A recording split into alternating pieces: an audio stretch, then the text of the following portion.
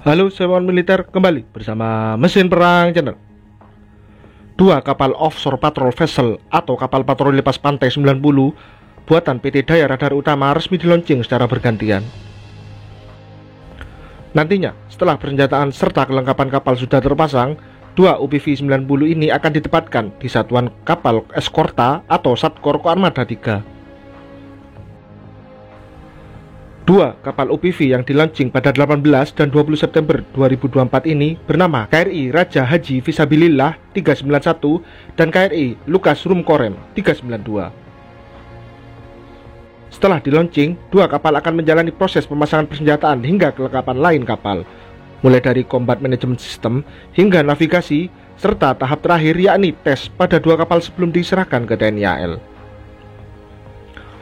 Nantinya, setelah kapal diserahkan, maka dua kapal UPV 90 ini akan ditugaskan di Satkor Koarmada 3. Hal tersebut diungkapkan oleh Kepala Staf Angkatan Laut Laksamana Muhammad Ali yang menyebut bahwa kapal perang yang dibangun merupakan integral dari pembangunan kekuatan TNI AL, yang salah satunya sebagai perencanaan strategis dalam menjaga keamanan dan penegakan hukum di Laut Indonesia.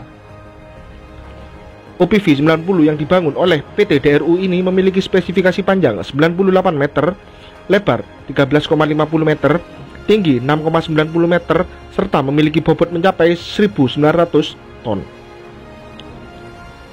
Dengan dibekali 4 mesin diesel berkekuatan 7.280 kW, UPV ini memiliki kecepatan maksimum 28 knot dan kecepatan jelajah mencapai 20 knot. Kapal ini juga dipasang dengan berbagai persenjataan, mulai dari meriam utama berkaliber 76 mm dan kaliber 40 mm. Kemudian, UPV ini juga dipasang dengan close-in weapon system untuk pertahanan udara. Kapal ini juga dibekali dengan 8 tabung rudal anti kapal yang menggunakan rudal armaka buatan Roketsan. Serta UPV ini juga terdapat 4 tempat untuk memasang senapan 20 mm dan 12,7 mm yang dioperasikan manual oleh prajurit. Kemudian, untuk manajemen tempur kapal atau CMS akan menggunakan buatan Havelsan yakni Advance. Dipilihnya dua nama pahlawan sebagai nama UPV 90 meter tersebut karena pertama, Raja Haji Fisabilillah atau dikenal juga sebagai Raja yang di Pertuan Muda. Karena keberaniannya tersebut, Raja Haji Fisabilillah gugur pada saat melakukan penyerangan pangkalan maritim Belanda di Teluk Ketapang atau Melaka pada tahun 1784. Kemudian untuk Lukas adalah pemimpin rakyat Papua saat melakukan perlawanan terhadap Jepang di Biak pada tahun 1943, sehingga Biak menjadi daerah pertama di Indonesia yang terbebas dari penjajahan Jepang. Pada September 1945, Lukas Rumkorem mendirikan Perserikatan Indonesia Merdeka atau PIM, gerakan partai politik pertama di Pulau Biak.